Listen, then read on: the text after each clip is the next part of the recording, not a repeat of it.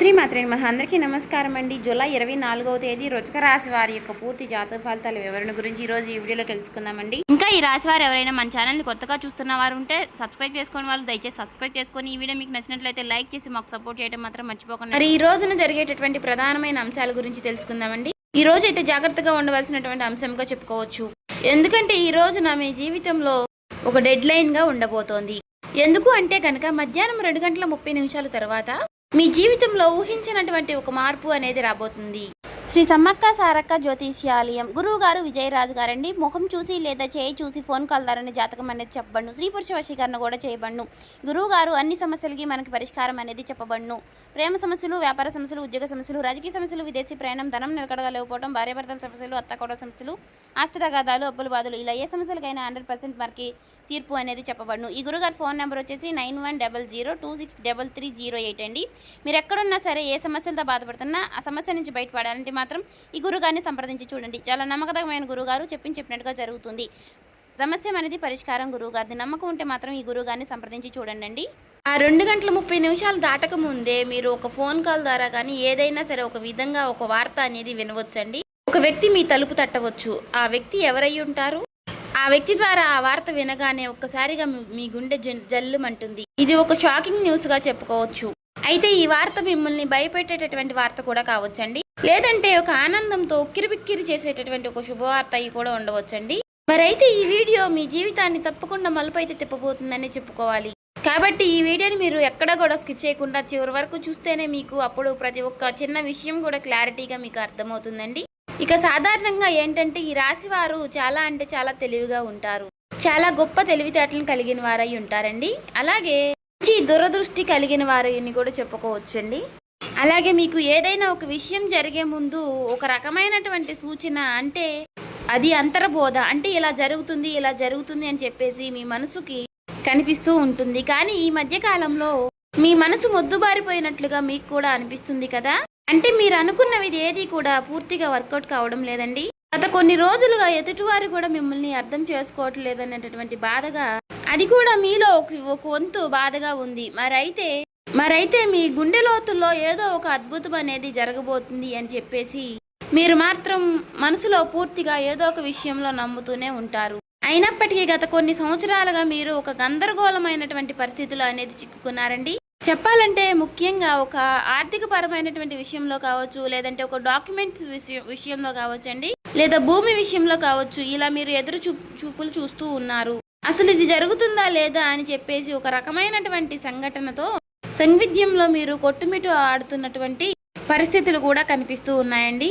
మరైతే మీరు బాగా నమ్మినటువంటి కొంతమంది వ్యక్తులు కూడా మీ మీద నెగిటివ్గా సమాచారం అనేది చేస్తూ ఉండటం. అయితే రేపటి రోజున మీకు మధ్యాహ్నం ఈ టెన్షన్స్ కానీ, లేదంటే తర్వాత జరగబోయేటటువంటి అంశం గురించి కానీ తెలుసుకుంటే ఇది మీకు చాలా చాలా ప్రత్యేకంగా మీ జీవితంలో ఉండబోతుంది.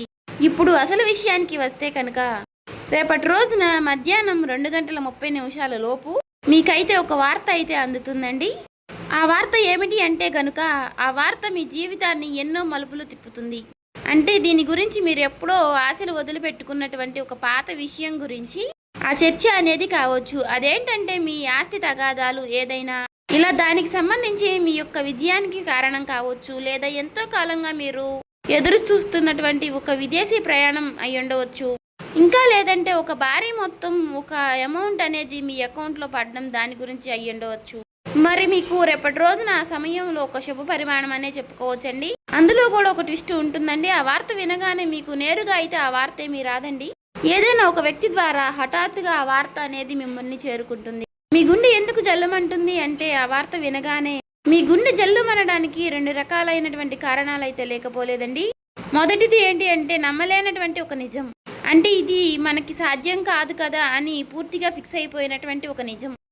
కానీ ఆ వార్త వినగానే అది సాధ్యమైపోయిన అని తెలుసుకోగానే మీ యొక్క మెదడు మొద్దుబారిపోయినట్టుగా అయిపోతుంది. అంటే మీరు చాలా ఆశ్చర్యపోతారన్నమాట.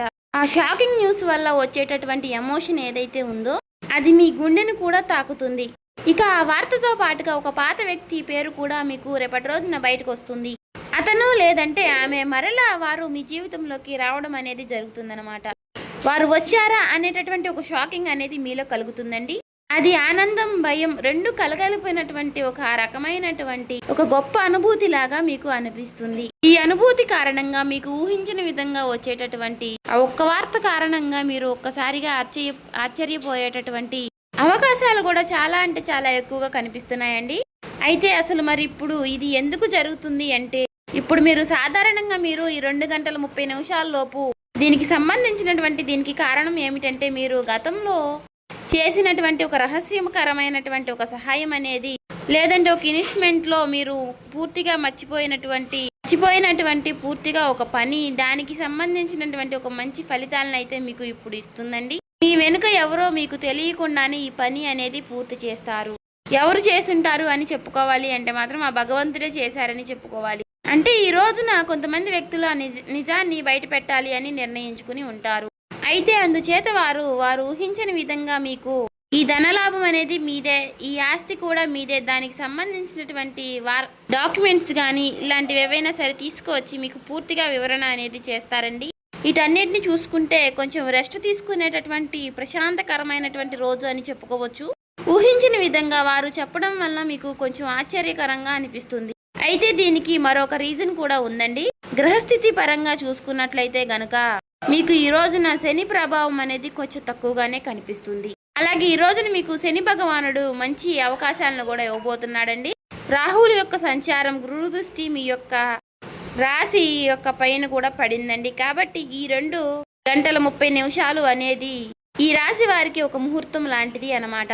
మరి ఈ సమయంలో గ్రహాల యొక్క కలయిక వలన మీకు ఆశ్చర్యకరమైనటువంటి ధనలాభం కానీ, లేదంటే ఒక ముఖ్యమైనటువంటి కీలకమైనటువంటి వార్త వచ్చేటటువంటి అవకాశం, అది కూడా ఆ వార్త నుంచి వచ్చేటటువంటి ఒక లాభం మీకు అన్ని రకాలుగా చాలా అంటే చాలా ఆశ్చర్యకరమైనటువంటి విషయాలను అయితే కలిగిస్తాయండి. అయితే ముఖ్యంగా దీనివల్ల ఏంటంటే, మీరు మీ జీవితంలో ప్రధానంగా చూసుకున్నట్లయితే రేపటి రోజున మీకు ఉన్నటువంటి కొన్ని పెద్ద పెద్ద టెన్షన్స్ కూడా తగ్గుతాయండి. సమాజంలో గౌరవ ప్రతిష్టలు కూడా పెరుగుతాయి. ఆ వార్త వినగానే మీరు ముందు ఎమోషనల్ అయిపోతారు. కానీ ఆ సమయంలోనే మీరు తప్పుడు నిర్ణయాలు తీసుకునే అవకాశాలు కూడా కనిపిస్తున్నాయండి.